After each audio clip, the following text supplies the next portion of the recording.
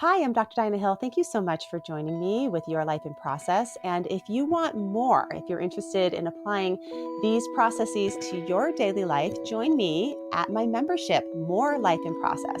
At More Life in Process, you will get meditations for you to practice at home. You'll get extra bits from the episode that maybe got recorded after the fact. You're going to get PDFs and handouts, things that you can use to apply your daily practice to your life. And I can't wait to see you there. $5 a month, $50 for the year. You can go to yourlifeinprocess.com to sign up. I've always wanted you to therapize me. This is not therapy. I know. Okay, we start with that. This is not therapy. I know. This is us having a conversation. But what were we thinking about on the way over here? So I was just thinking, I was thinking about how much my dad loved you, Diana Hill. And he had a special nickname for you, Di. Die. And he just had like such great affection, and how much I love your dad. In fact, and my husband loves your dad. And of all the people we could ask to officiate at our wedding, we asked your dad. He married me. And then we had a reception at your house. Yeah. That was really important to both of us and special. And yeah, so I think we have this like mutual affection for each other's fathers, and then kind of some other parallels too. Mutual struggles with our own fathers.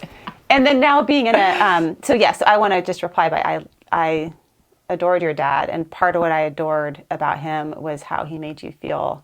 He was so big. He like owned the room. And then if you walked in and he acknowledged you, it felt like you were something special. And so he made me feel very, very special. And I remember my favorite shirt as like an 8, 9, 10-year-old was, your parents were potters and they did this fish pottery with the stamping. And I still have prize possessions of theirs that we're very careful with. But he had made this fish shirt, and it was kind of off the shoulder a little bit. And it was, and I remember putting on that shirt and feeling so special because it was his art and it was so cool. And he was the beach show, and he was so many things that were big and buoyant and fabulous and loving. And I have so many great memories of your dad too. He was so interesting. He had all this Asian art and stories about growing up on the East Coast. And he just could tell a great story and was so smart. And I think maybe he had worn his own daughters out with his stories, but I was like a fresh ear, genuinely so. And we traveled together as kids, and we got to spend a lot of time with each other's dads and families. Yes. So I wanted to talk to you about dads. First, I called you because I was wondering your advice on me interviewing my own dad, which felt a little too close for comfort, but I was willing to do it. And then he's not ready yet because he's been sick. And for the first time I've ever heard my dad say, I don't have the energy to do something, which is actually amazing that he was able to say that. So I said, what about you, Isa? Which feels uncomfortable, and not uncomfortable for me, but I think when somebody's dad has passed, and also, what happened with your dad, I've always been a little bit on the like, how much do I talk to you about this? And is it okay to talk about it? It's okay. Thanks for asking. Yeah. I feel very safe in your presence. So, yeah. Yeah. So we're kind of couching this in the bigger framework of wise effort of how do we have these complex relationships with these people that we love, and sometimes they're really hard to be around, our parents, and for us, both daughters and dads. Sometimes there's been big swaths of my life, like years, where I had a difficult time being in the same room with my dad. And then we also can get really, really close and realize they're the most important thing to us. And then for many of us, our parents are going to die before we do. So what do we do with that? Like after they're passed and they've gone, and maybe it's been a complicated death or a not complicated death, but Father's Day, doesn't feel so good sometimes when your dad has died. So maybe share a little bit about your dad and a little bit about your story. Do you want the rose or the thorn or just the whole bouquet? The whole bouquet. Together. Yeah. I had an extraordinary childhood. Extraordinary. And I had an extraordinary dad. And he was bigger than life. He was wildly creative, loved his family, proud. He was an artist by trade. He loved nature. We traveled. We had a ton of friends. There were so many friends in our house and so much family all the time. Yeah. And I had a great childhood, and I had a complicated relationship with him too. He was bipolar and diagnosed when he was 45, so diagnosed fairly late. He was just a wild man. And so probably, I don't know how much of that was who he was or how much of that was his illness. And I don't think it really matters. I think he was who he was. And this was about 30 years ago and he was diagnosed. So it was a different time. He was deeply ashamed of having any sort of mental health stuff. So it was a secret in our family. Mm-hmm. And he was diagnosed finally when I was a sophomore in college. I was home. My mom was away. She was a great stabilizing force for him. And he had been kind of ramping up as he could and kind of just had psychosis, manic psychosis. So, which was actually a blessing because he was able to get treatment and help. And my mom stayed away to actually give him some space, and he had so many friends and family that he had rotating groups of his closest guy friends stay with him around the clock. Mm-hmm. To keep him safe until some medication clicked in. So, he struggled with his diagnosis and lived a great life and a hard life. It's complicated. I feel protective of him and his memory because mm-hmm. he was this extraordinary man, and he was bipolar, and he died by suicide. So those are pretty big headlines. Mm-hmm. And we had, in his illness progressing in my kind of adolescence and when I had young children, we had a really hard relationship. It was hard a lot of the time. And so I don't know, just a lot of beauty and love, and also there was a lot of pain there too, mm-hmm. which I feel actually really comfortable saying. And I'm so much like my dad, mm-hmm. for better and worse. Mm-hmm. I feel him so deeply as a part of my fiber, mm-hmm. and so many good parts of that. I find myself repeating things that he said that are some of my deepest held values to my own children. And I think there's the testimony of, he did his very best. And I think with some distance and a lot of work, I really appreciate him for who he was and also his struggle. Yeah. Yeah. When we were hiking, you were talking about the coo-coo-clock analogy. And I was like, that is such a good analogy of how I felt with my dad in terms of the coo-coo-clock door being closed and sometimes cemented shut as a form of protection. And then when it opens, it's amazing because you feel so connected and you see it's because I do see you're a lot like your dad and I'm a lot like mm-hmm. my dad. Mm-hmm. And it's also those parts of him that sometimes I don't like in myself that I see in him and I get afraid of. Am I turning into my dad? And then there's other parts of him more recently when he's been sick. I've been like, I see that part of me and I like that part of me. I want more of that. So it is complicated. And I do see you and your dad too. Like everything from your vibrancy and how you fill a room. So when you're in a space, people know that you're there and people gravitate to your energy the way that they did with him. So coo-coo-clock. Tell us about that, like how that's... Well, I was just on your retreat in Costa Rica mm-hmm. for the second year. And I don't think I've ever told anyone about that, but I told Luca, our yoga instructor, about it because she was talking about visuals of open-heartedness in our yoga practice. And we just had a really nice connection in general. And I said, Luca, you just reminded me, I haven't thought about this in a while, but from the time I was probably an adolescent, I just had this really strong visual of my heart with different people, but specifically with my dad, really. When things, I think, started, there was more friction. I was a teenager and he was having some kind of mild mania and then depression, and we were all living in a house. But just feeling protective, and it's a wooden cuckoo clock. And the doors are shut. The doors were shut when I needed them. But I really worked on wanting him to open. And I would even hear the little creak, creak, creak. Okay, there's an opening. And he loved me so much. And he was so proud of me. And he wanted to connect so badly. And sometimes it just wasn't in the right way for me. But sometimes we'd have this great, amazing connection, and it was just like this, and the little birdie would come out and smile, and then sometimes it would slam shut. Mm-hmm.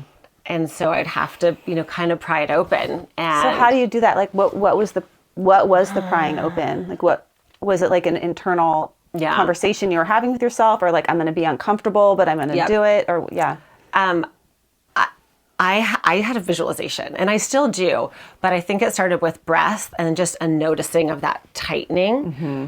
Even in difficult relationships with, colleagues or friends or something, and noticing of the tightening. And then, my parents were lifelong meditators. I, started meditating in college when I had insomnia, and they're like, we want to give you this gift of, it was transcendental meditation, but breath, and then the release, and then the actual the visualization of it opening.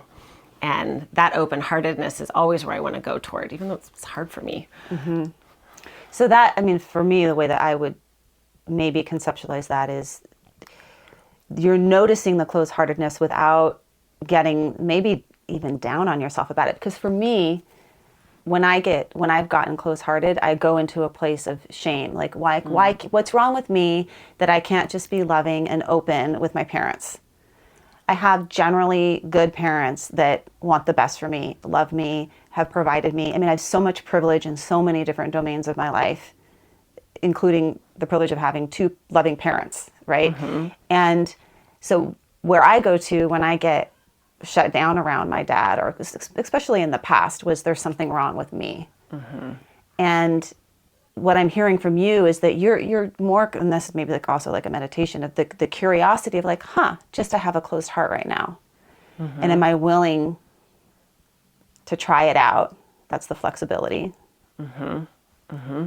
And then actually the take action.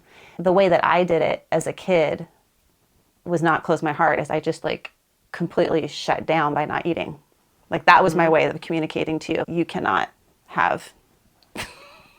You can't be in my world. Mm-hmm. I'm just not going to eat. Mm-hmm. And that was my way of, I really communicated to my parents through food, which was an interesting dynamic. But I don't think I've gotten to open-heartedness until maybe later in the game than you got to. Did you feel like you got there before he died, or was it? My husband and I were living in the Bay Area. We had 2 small children. We had a surprise, pregnant with our third, and we had an amazing community there. And I said, I have to get back to my parents and my family. I have this huge family in our hometown.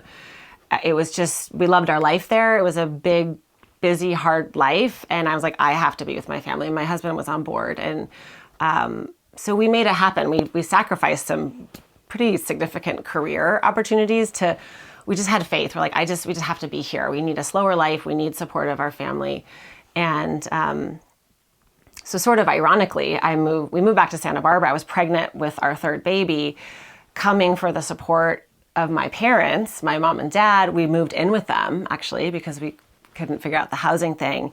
And the day they had a beautiful welcome dinner in the garden, and some cousins came, and there were some friends, my mom, my dad, and I noticed I was very sensitive to my parents, and specifically my dad, and I noticed something that he was talking a little bit more quickly, and there were some other signs, and I grabbed my mom and I said, did he go off his medication? And she said, oh yeah, he's switching medications. There's some other things. And I just talk about like closed red flag alert. Mm-hmm. So sort of long story short, he switched medications, which is very difficult for someone has mental illness. It's not, you can't just do it casually, right? No. There's a whole protocol, and he went off. And so it got very difficult very quickly. And he, 4 months after we arrived, went into a deep clinical bipolar depression. He attempted suicide. He was not successful, and he was like I'd never seen him before. He actually died a month later, but I had this month that was horrible. It was horrible. And I saw my dad for the first time ever as this just vulnerable little baby, almost like that just needed protection and had no shell. This little like soft animal that was literally dependent on my mom and us for, he couldn't even really feed himself. And it was an immediate, and it sounds cliche, but when we got there, it was an immediate, complete, and total forgiveness of all the pain. And we spent the last day together before he died. I told you this, and we're kind of babysitting him. And he came over. I had to put together a baby crib and needed some help painting some furniture. And he was really happy to do it. And we spent the whole day together. And I just felt such love and compassion for him. It was really scary too. But I just felt such deep compassion for this human who had fathered me really well and to the very best of his ability and just needed me. And so I feel really grateful for that. As hard as that was, I feel really, really grateful for that time before he died. So it wasn't like something that you made happen. It just happened by seeing his vulnerability so clearly, seeing him in such a like raw, as you described, sort of this raw state, and then it just dropped. It dropped. Yeah. I mean, I had been trying to let it drop. Yeah. But there's a difference between saying, I really want to forgive my dad. Right. And actually forgiving your dad.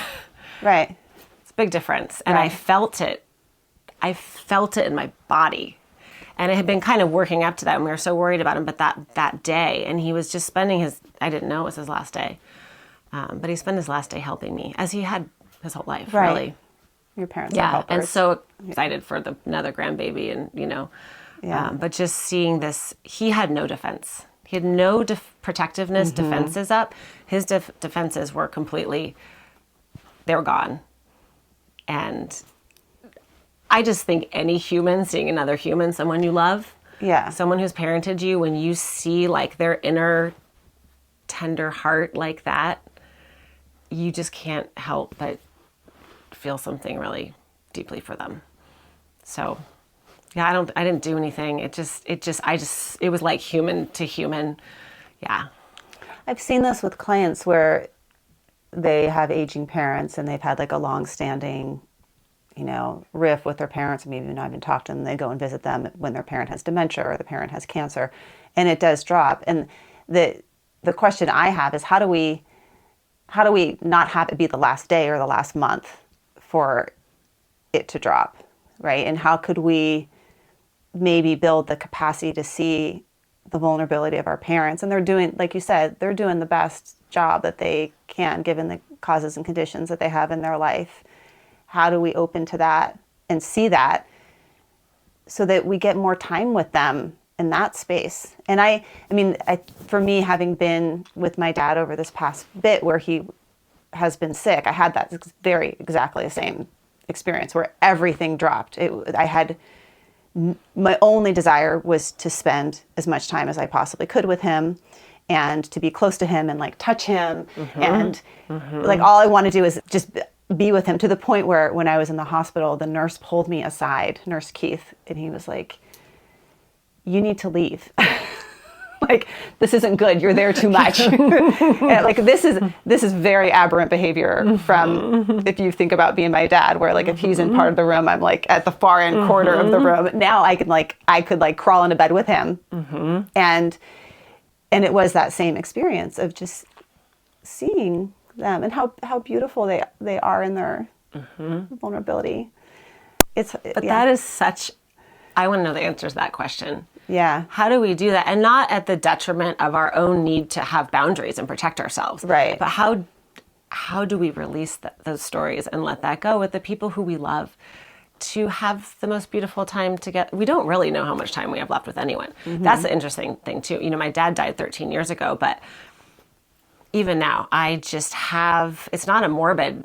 It's not morbid. It's just, I feel like I have this different appreciation for people, and especially people who are older than me, we don't really know how much time we have left with anybody or ourselves, but it changes the lens.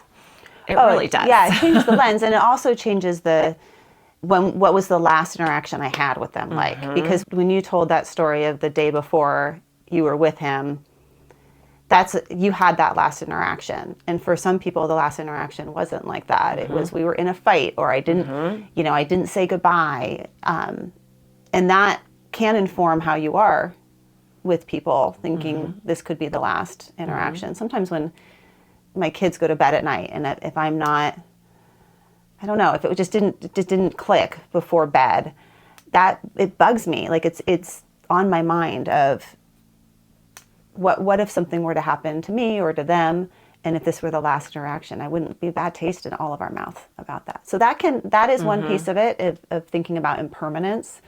I think the other piece, you use the word story, which I think is really big, because a lot of it is, it's like an old story with our parents that we have held on to, or at least for me, an old story about who my dad is, and not giving him a whole lot of room to have grown or changed or have his own like awareness of what love means to him. Or I'm sure that he has regrets around how he parented. It was actually interesting when he was in the hospital, he started telling me, he was like kind of semi-delusional because he was on a lot of morphine-like substances.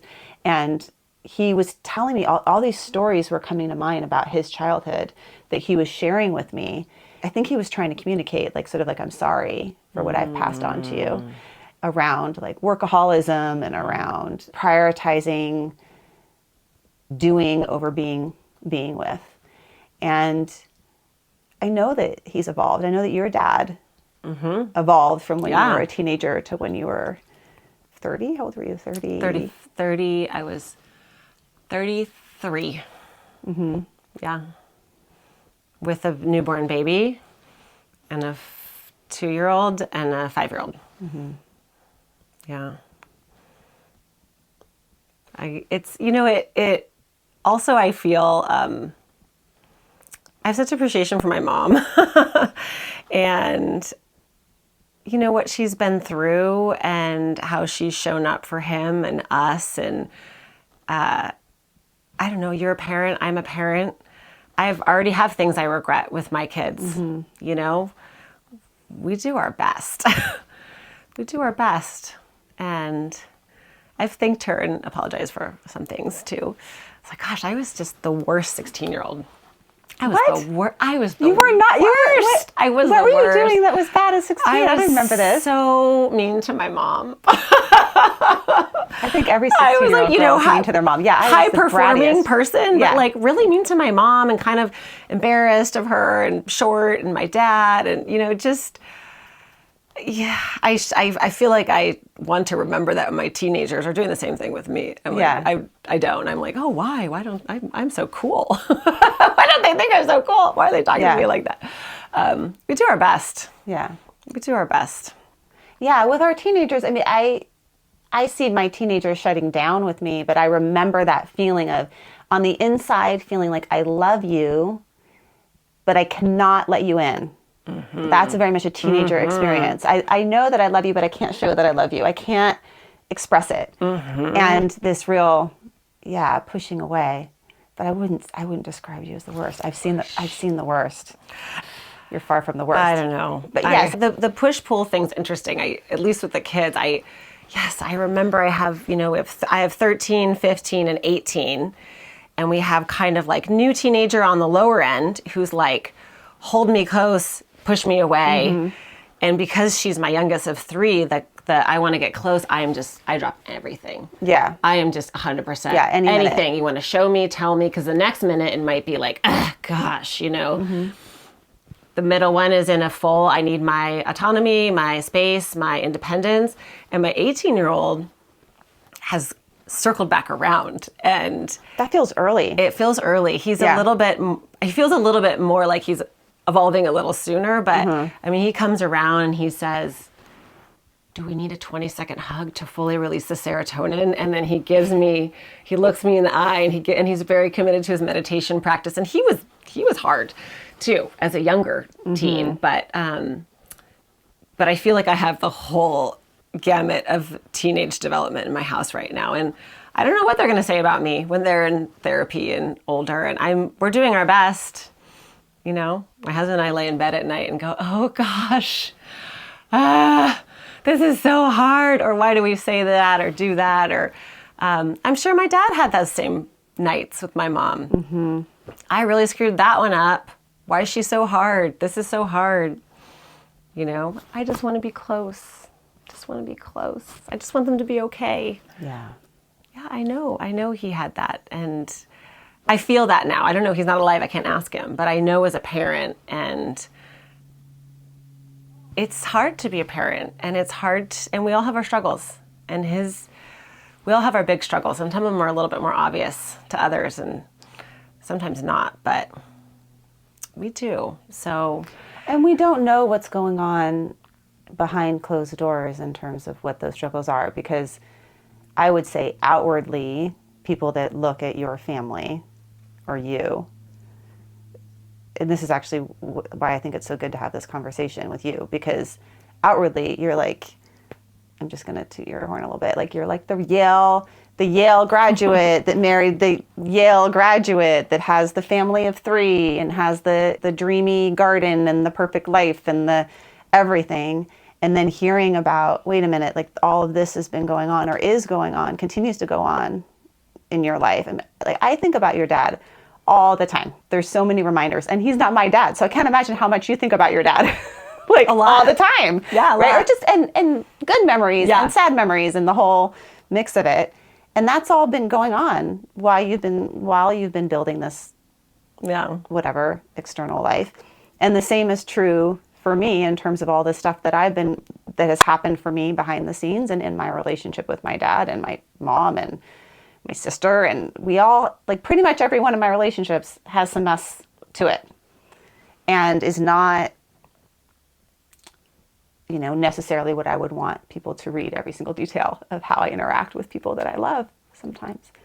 So I think it's humanizing to hear that. It's very reassuring to me I think that you're so brave. I mean, I love your podcast and you as a human being, but I feel like you show up with so much bravery when you share little tidbits about what's hard for you, because here, let me toot your horn a little bit. Yes, you are a writer and you are a therapist and you have such deep level of, training and skill and mastery of what you do with your clients and this beautiful garden and I see you as truly living you're not just talking about the things you are living. I come because my mom lives next door to you.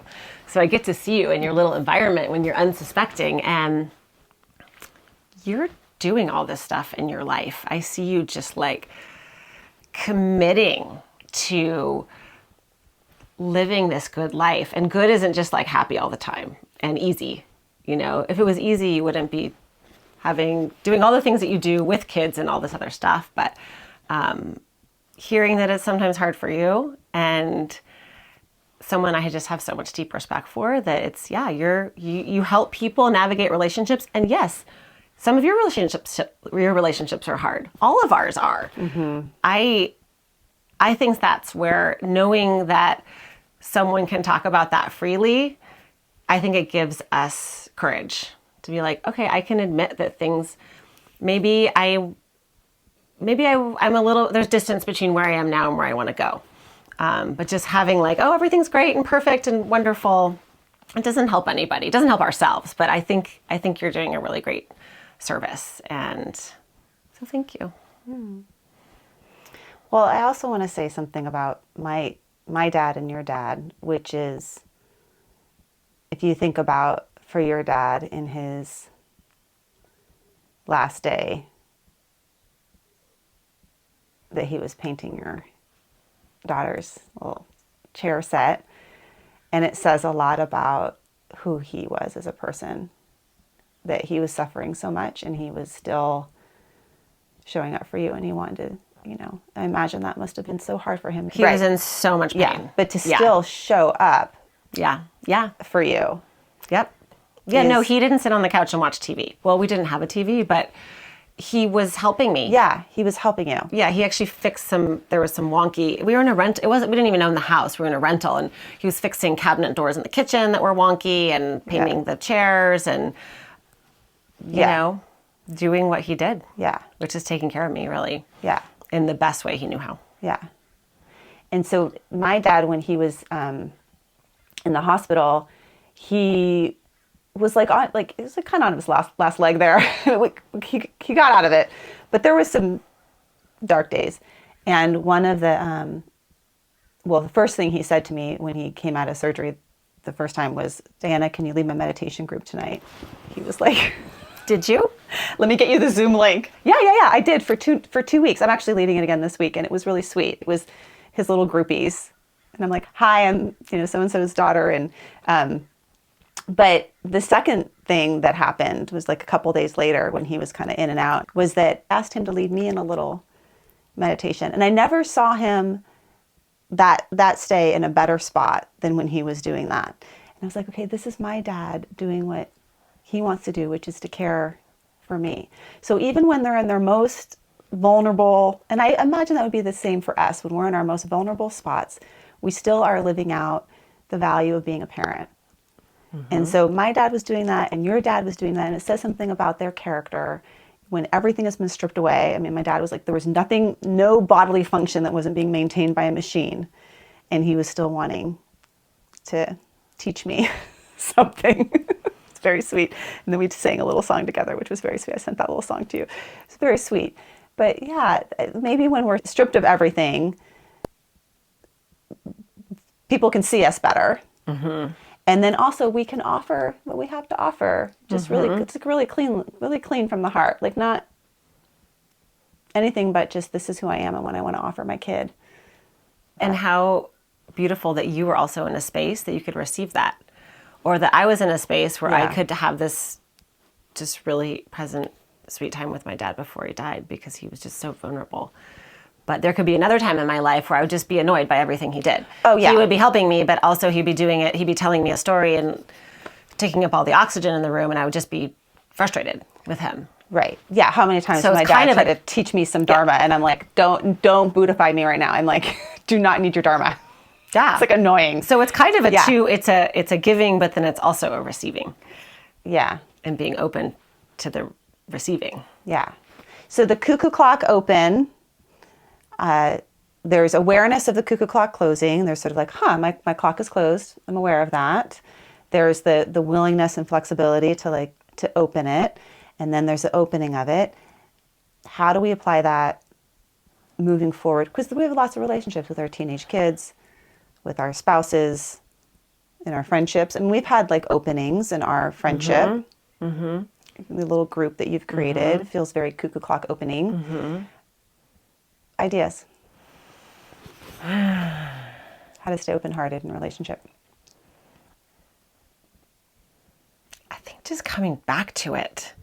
Whether it's, I mean, for me, because I'm a designer, I'm so visual that the visual is really important to me. So I do a lot of journaling and meditation. My journal is often lots of drawings. It's words, but it's lots of drawings. Mm-hmm. And a lot of times I'll draw something I'm kind of working through. And I don't know, that's a really good question, to have it be more present, so I don't have to sit in my meditation pose to think about being open-hearted, because we live really busy, full lives, and I don't meditate every day. So how do we bring that? I don't know, tell me. I mean, I am thinking about the group we're in too, because it's a really great group of women who we came together not really knowing each other so well. I mean, we have a long history together, but there is a little bit of like anxiety and vulnerability. I'm the organizer, so I'm wondering if everyone's going to feel comfortable and have a good experience, and like if Diana's going to like me because I really want her to be my friend, and all of that. And we still showed up. So maybe showing up is part of it. Yeah, it's showing up. It's not canceling. Not canceling. That's the number one. Like not experientially avoiding by canceling. I've thought about it. Oh, I think about canceling Sunday every time. morning, Monday after. I'm like, hey, we're getting together, and there's all this. I don't know. It's worth cold it. Outside. We're going to go for it. It's going to be worth it. Yeah, it's always been worth it. Yeah, it's always been worth it. So that's, I mean, I would say that's the case for friendship, time with kids, time with your partner, yes, it's worth it. There's actually nothing that's more worth it than that. So it's noticing, for me, it's like noticing that there is an urge to cancel. So that's the urge to close, or there's the urge to keep it surface, which is another kind of experiential avoidance. But there's also like contacting the sort of the want, which as I get older, the want is for more just deep relationships. That's the thing that satisfies me. I don't care about more money. I don't care about, my house is kind of a mess. You came over, I'm like, oh my gosh, Isa's coming over. She's going to look at my lawn furniture. My outdoor furniture needs a revamp. And then I'm like, yeah. And you know what? I haven't been spending time on that because I'm spending time on other things that are about, that matter I'm to going you. for a hike with you instead of fixing my outdoor furniture. Well, you won't notice how grumpy my teenagers are when you come to my house, and I won't notice that your lawn furniture needs dusting. Yeah. More than dusting. We'll agree. Complete overhaul. Yeah. So there's that, like the longing for the deepening of relationships. And I will say, when you've been through what you've been through, I imagine, and when I've experienced clients that have been through really tough stuff, what matters at the end is who is there. Like, who are like you said, when your dad wasn't well, all these people came out of the woodwork to be there for him. And it shows about the wealth of your dad. Yeah. Like, he had wealth in relationships because he built those relationships over time. And so that's where it's like, yeah, but this hour or these 2 hours with my parent or with my kid or with my friends builds that depth, which ultimately is our wealth. And when we need to draw upon it, it's there.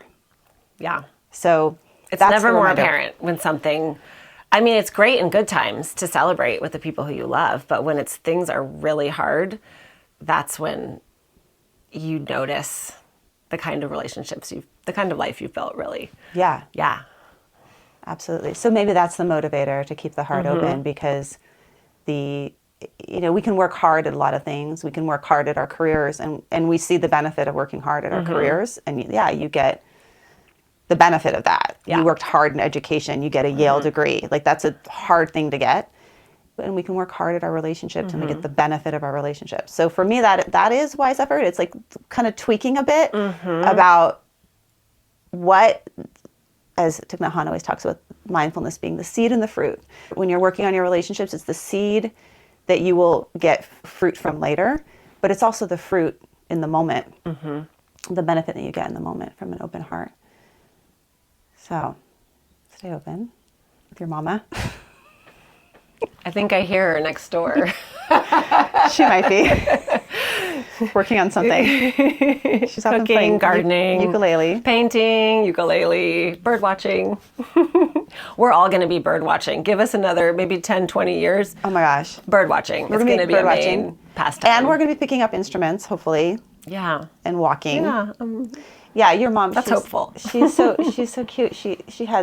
They're in a sangha together with my dad, and they had like their sangha over, and I guess a bunch of people brought instruments. Oh, I remember, because I saw her before, and she's like, why did I invite everyone over? Why did I want to have a party? She was so worked up. Yeah. And then this is after the fact. I saw her the next day. She came over to borrow a carrot, and I'm like, I don't have any carrots, but let's go down my garden. I had some in my garden. It was very sweet. We were pulling carrots, and she said, I just wish I got up and played my ukulele. So here's a woman in her 70s who's still facing that same thing that we all face, which is, how do I step in and just do that thing that's open-hearted or vulnerable or put myself out there? And darn. And I was like, well, you can, I'm sure you'll have these people over again. And she had a great event. There was so much anxiety. She's single too. Yeah. I mean, she's a partner, but a lot of this mom's doing alone, and it seemed like a good idea. And then you're setting up for the party.